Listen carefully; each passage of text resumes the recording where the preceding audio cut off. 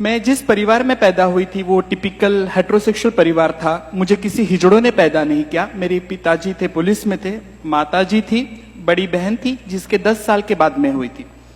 मैं शुरू में लड़का थी। जी हाँ, मैं पैदा लड़का के स्वरूप में हुई थी और इसलिए शायद डॉक्टर जब मेरे पिताजी को कहा कि सावंत साहब मुलगा झाला है, तब डैडी ने किसे में के पैसे निकाल के उसे दिए थे। गले की चेन नहीं उतारी थी, सिर्फ पैसे दिए थे because he was in police. और उन्हें बहुत खुशी हुई थी लड़का हुआ है और इसलिए शायद उन्होंने मेरा नाम गणेश रखा।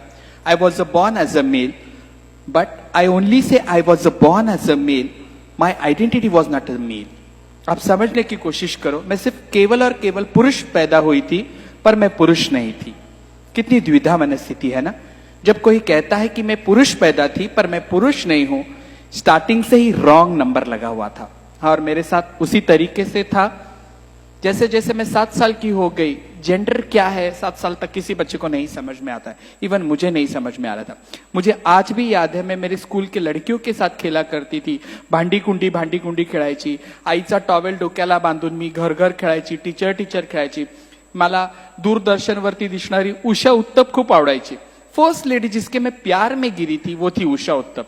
उसकी बड़ी बिंदी, गजरे, बॉर्डर की साड़ी, वो कहीं ना कहीं यहां रही और आज उसी का रूप आ रही है। तो मैं जहन में first crush was my Usha उत्तप। आप समझने की कोशिश करो, अगर मुझे किसी से प्यार हुआ होगा तो जिंदगी में मुझे उषा उत्तप से प्यार हुआ था। और कभी भी जिंदगी में लगा कि कधी जर मी बाई झाली तर मी उषा उत्तपच होणार, and I had did it. 7 साल की उम्र तक मैं लड़कियों के साथ ही खेला करती थी। बहुत छोटी 7 साल में मेरी माँ का देहांत हो गया। मुझे आज भी वो दिन याद है जब मेरे मामा ने मुझे उठाया था और कहा कि माँ को अग्नि देना है, तो मैंने मामा को सर नोच लिया था। I was not knowing what is happening with me. वो एक दिन था जब मुझे महसूस हुआ कि किसी का चले जाने से जिंदगी में क्या होता है। जितने साल मेरी जिंदगी में मेरी माँ थी, 7 साल तक आई वॉज व्हेरी पैम्पर्ड। मला येणारे जाणारे बायल्या, मामू, गुड, छक्का सगळं चिडवायचे, कारण की टिपिकल पोलीस लाईनीमध्ये मी राहत होती, त्यामुळे लोक मला चिडवायचे। पण प्रोटेक्शन जे होतं ते माझ्यासाठी माझ्या आईचं होतं। बाकी no one was there to protect me. My mother was only there. माझ्यासाठी खूप महत्वाची ढाल होती की जी मला सांभाळायची। आई वारल्यानंतर माझ्या वडिलांनी माझ्याशी बोलणं सोडून टाकलं। My daddy stop talking with, म्हणजे माझ्याशी बोलणं त्यांनी कट्टीबट्टी केली। Today I am 37, still dead he have not speaking with me. और इसके जिम्मेदार कौन है पता है? आप यहां जो सूट बूट में बैठे हो ना, बंठन के बैठे हो, आप लोग इसके जिम्मेदार हो। हाँ, मैं आज आपके ऊपर ब्लेम डाल रही हूं कि आज जो भी मेरी दुर्दशा है उसके जिम्मेदार आप हो। मैं बताती हूं क्यों।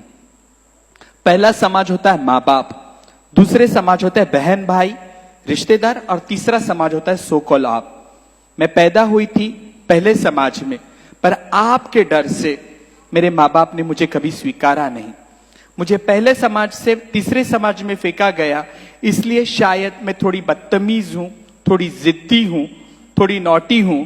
रास्ते चौराहे पे मैं नंगी होती हूं। एग्रेशन मुझ में ज्यादा भरा है। मुझे आप जैसे संस्कार नहीं है और आप मुझसे उम्मीद करते हो कि ट्रांसजेंडर ने भीख नहीं मांगनी चाहिए, लोगों से प्यार से बात करना चाहिए। माझ्यावरती गर्भसंस्कारच झालेले नाहीयेत, त्यामुळे माझ्याकडून ती अपेक्षा ठेवणं खरं तर चुकीचं असेल आणि माझ्याकडून ठेवूही नका, कारण की माझं नुकसान जे झालेलं आहे या समाजाने केलेलं आहे। मला जन्म तर कुठल्या हिजड्याने दिला नव्हता, मला टाळी वाजवायला माझ्या आई वडिलांनी शिकवलंही नव्हतं।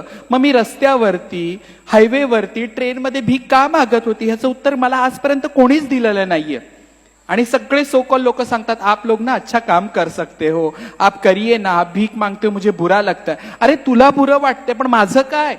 What I am feeling that no one have understand. और इसके जिम्मेदार सिर्फ और सिर्फ आप हो, समाज। और आप यहाँ जो बैठे हो ना, भारत स्वतंत्र हो कि जितना साल हुआ ना उतनी उम्र आपकी है और सिर्फ 6 साल की मैं हूं। जी हां, स्वतंत्र भारत ने केवल और केवल 6 साल पहले मुझे मेरी लैंगिक अधिकार की पहचान दी है। They have only given me my identity as a transgender. But this is a very shame thing that in India I have to fight for my justice. It was not question of my bread and butter that I have to be to Supreme Court.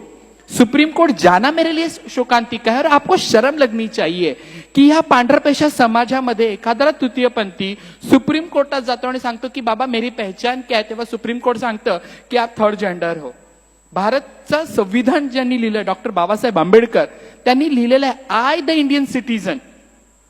They have never return कि मैं भारत का पुरुष हूं या मैं स्त्री हूं. आपका संविधान जब आपको कहता है कि मैं भारत का नागरिक हूं, तो मैं कौन थी? मैं कोई जादू पिक्चर की एलियन नहीं थी. मेरा संविधानिक कोई अधिकार नहीं है. 70 सालों से आपने मुझे छुपा के रखा.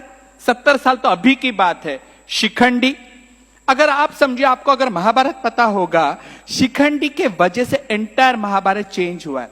अगर वो गंगा पित्र भीष्म के सामने खड़े नहीं होते थे, यही पांडव हार जाते थे, कौरव जीत जाते थे. मेरा इस्तेमाल तब भी किया था, आज भी हो रहा है. पता नहीं. अर्जुन जो सर्वश्रेष्ठ पुरुष था, पुरुष की व्याख्या में हम कहते हैं कि श्री कृष्ण पुरुष है, सर्वप्रथम आदि पुरुष को हम कहते हैं श्री कृष्ण को. फिर उसके बाद उसका रूप आ जाता है अर्जुन को हम कहते हैं. धनुर्धर था, सर्वश्रेष्ठ था. उन्होंने अपने जिंदगी के 6 साल बृहन्नड़ा किया है. हमने सबने देखा है. He was a cross dresser. ये भी हमारे पास है. अय्यप्पा स्वामी, जिसे हम हरि हरन पुत्र कहते हैं, 2 आदमियों से उत्पन्न हुआ लड़का, हरि हरन. विष्णु का मोहिनी अवतार आपको चलता है, स्वामी समर्थ का आपको अन्नपूर्णा रूप चलता है, पर मेरा रूप आपको खटकता है. इसका जवाब कौन देगा? जेंडर? इतनी बड़ी बड़ी भाषा आप सीखे हो, आप सभी पढ़े लिखे लोग हो. मैं क्या पागलों जैसा पूछ रही हूं? इतना सूट